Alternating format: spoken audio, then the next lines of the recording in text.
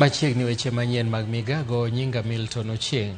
Jagoro mongirore migao mar Arita Dr. Raymond Omollo okoni sirikal ma jatend piny Kenya William Ruto ni kod dwaro mar neno ni okete tim agenda 10 manokete koke gi mosenindo Raila Odinga ka buche manomakore kanyakla motelo ne tho mar Raila. Dr. Omollo koni jatend piny biro keto maino mare e neno ni chudo mag jogo manohiny kod jogo manonegi e kinde ng'anyo kod mamoko oketi e tim. Kanolose nyasi moro mar iko e gwenge mar Apedhi e kachung' od bura Mandhiwa, Dr. Omollo nokoni jogo mosebedo kadhi e doho mosebedo ka keto obadho maduong' e keto tim agenda 10 kama bende nose josiasa moko mokoni siro jogo madhi e doho madigo kete tim winjruok ma kamano.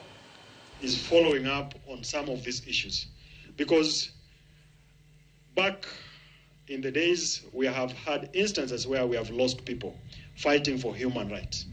And one of the recommendations was that these people need to be compensated.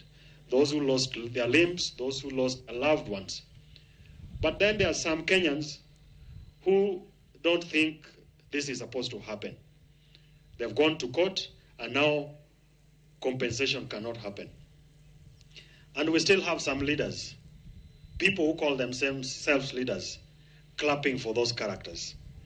And that is why, as one of you, and as a person who works in the administration of President Ruto, that under the broad-based arrangement, we have every intention of implementing the 10-point agenda, including compensation of victims or to victims who have lost their lives, to their families, and the matters are in court. We will prosecute it, we will make our case, and I want to call out anyone who is against the implementation of the 10-point agenda, including the compensation of victims, as an enemy, not just of the people of Mandhiwa and Homa Bay, but an enemy of Kenyans.